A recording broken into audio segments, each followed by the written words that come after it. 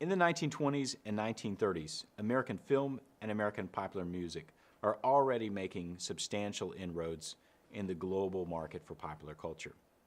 But many nations, particularly the industrialized nations of Western Europe, have their own local industries developing in exactly those fields. They're resisting, in some cases fairly effectively, the encroachment of English language, American-produced popular film and popular music. Well, World War II obviously levels a massive blow against those local industries, and in many cases brings effectively an end to them, at least for many decades. And into that vacuum comes the U.S. and its popular culture. That shouldn't be a surprise, given that it's backed by the sort of kinetic force of the extremely powerful U.S. economy, especially powerful in the context of post-World War II devastation. And it also shouldn't be a surprise that U.S. government and U.S. big business is backing that expansion. In particular, U.S. government is concerned to do this because it is now, after 1945, engaged in a sort of global competition for hearts and minds with the Soviet Union. The Soviet Union claims to be the workers' paradise and depicts the U.S. As a realm of racial segregation and attacks on labor unions and all that sort of thing. So the U.S. State Department sponsors numerous tours in the 1940s, 50s, and 60s that take, in particular, African-American musicians like New Orleans jazz musician and innovator Louis Armstrong, and puts them in front of global audiences, sends them around the world, not just to increase the positive nature of a world audience's feeling towards the United States, but to undermine the news that seemingly is coming out of Mississippi and Alabama and Georgia and so on every day about attacks on civil rights marchers and the resistance of white Southerners to the end of segregation. It's a kind of a counterforce to that news. Meanwhile, U.S. corporations are doing their best to get their products into European and other markets. In the wake of World War II, to protect their industries, many European countries are reluctant to allow this. They're raising tariff barriers again. There's, of course, under the Bretton Woods system, an attempt to keep those tariff barriers low as possible, but it's not always successful. They're also resisting, and I think here we could say in particular the arbiters of high culture in places like France, Germany, and Britain, what they see as the encroachment of American ideas and American styles. In the early 1960s, French magazines are still arguing that the greatest danger to France is not a revived fascism or the Soviet Union or anything like that. It's actually American popular culture. But despite that resistance, American popular culture by the 1960s has so successfully invaded, in particular, European youth culture that over the next few decades, European arbiters of high culture will simply surrender. They will stop complaining about their students wearing Levi's and T-shirts and drinking Coca-Cola. They'll still, in the case of France, try to keep American words out of, or English words that come from America out of the French language, but ultimately that will be fairly unsuccessful. Now, some of this is driven by U.S. products that are directly exported to Europe, but a lot more of that is delivered by other means, in particular in two ways.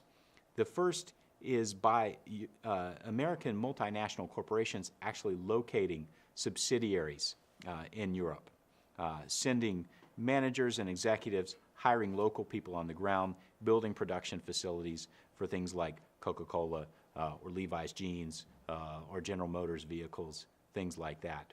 And the ways that this changes European business culture, European work culture are sometimes extreme and direct, like American consultants insisting that without building parking lots, their subsidiaries' stores in France and Belgium will be unsuccessful, which changes the landscape of the areas around those stores in some obvious ways, to much more subtle transformations in workplaces and so on.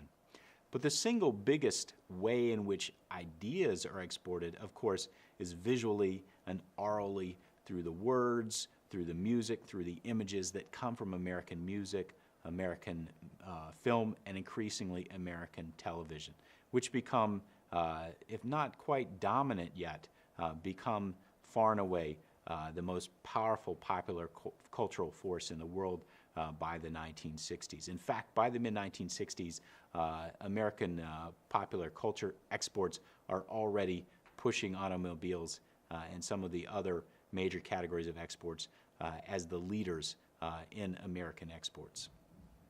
Well, one way to understand it is to think of these products and these ideas as a kind of soft power, as something that counteracts, maybe ameliorates the negative effects and the negative publicity generated by American military power and more heavy-handed attempts to shape the world around the policy prescriptions of Washington. Whether that's good or bad, of course, people will think different things about. But another way to think about all of those popular culture commodities and products is to think about them as advertisements for the American way of capitalism. Every can of Coca-Cola, every pair of Levi's jeans, every Hollywood movie, every 3-minute hit from Motown or whatever the latest hit factory, they all carry not just whatever they carry in themselves as ideas and as advertisements for a particular celebrity or a particular product or a particular style, but they also carry in themselves that sort of ineffable aura of American capitalism, of American cool, that becomes something that many consumers around the world want to borrow. And not just consumers, not just them, but producers as well.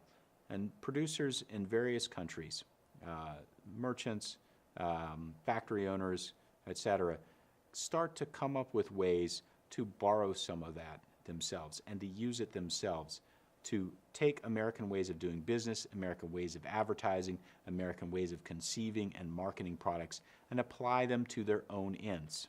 And eventually, some of those products actually start to come back into the United States.